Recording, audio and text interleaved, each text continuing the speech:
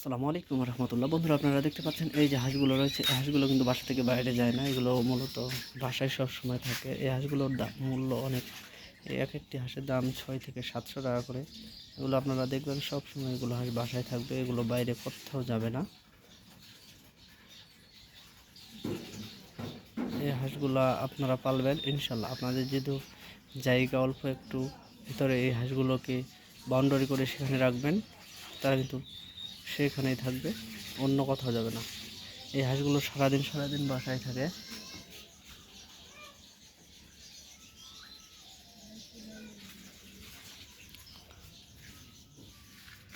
এরকম আরও অনেক হাঁস রয়েছে, তারা কিন্তু অল্প একটু জায়গার ভিতরে তাদের রাখা হয়, তারা সেখানেই থাকে। হাঁসগুলো কোথাও যায় না বাসা থেকে, পুকুরেও নামে না। তাদের একটু ছোট্ট করে হাউস করে দিতে হয়, তারা সেখানে গোসল করে। এদের হাঁস আছে না হলো 30 থেকে 40টা। এই হাঁসগুলো কিন্তু মূলত খুবই ভালো। এগুলো হাঁসের নাম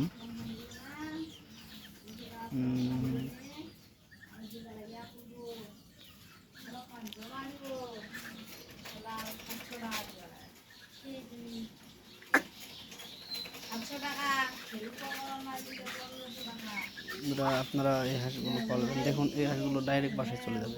এই হাঁসগুলো কোথাও যাবে না, পুকুরেও যাবে না, বাইরে কোথাও যাবে না। আপনারা এটি একটু ছোট্ট একটি গ্রাম।